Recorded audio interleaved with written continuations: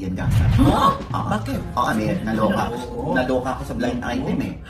Meron daw isang sikat o kilalang aktor, gwapong aktor, na ang jowa ngayon ay kanyang tiyahin. Isang buo daw ng tatay. At nakakaloka, yung next niyang labas, meron ng picture na binura lang yung tatlong mukha. Nilagyan ng bilog. Oo, tayo nakakaloka. Ginanon si Jerome Ponce ang nandoon.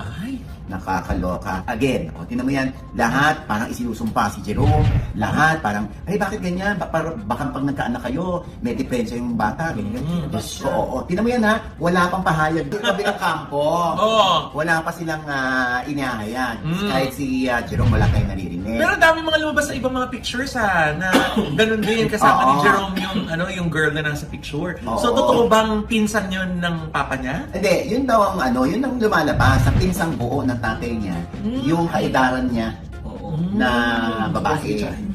Bali lumalabas tiyahin niya ang jowa niya. Ay, hindi ko lang po alam, baka yung mga lawyers po natin dyan may alam tungkol dun sa ilang degree yung Dapat hindi natin tanongin si Attorney Reggie. Ay, oo nga, why not? Attorney, ano masasabi mo to? Legally speaking, under Article 38 of the Family Code, ang bawal na magpakasal ay ang mga magkamag-anak hanggang 4th civil degree. Ang pinsan ng tatay o first cousin once removed ay nasa 5th civil degree na. So in the eyes of the law, clear ito. Walang legal impediment. Pero Papa Oji, alam naman natin na sa Pilipinas, iba ang legal sa tanggap ng marami.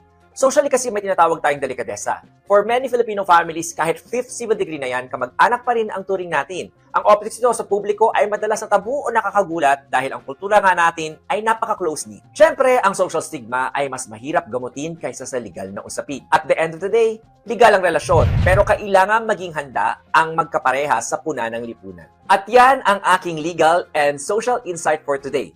Balik sa iyo, Papa Oji. Sana nakatulong ako sa inyo. Ayan. Thank you so much, Attorney Reggie Tongol ng RT Law. Yeah.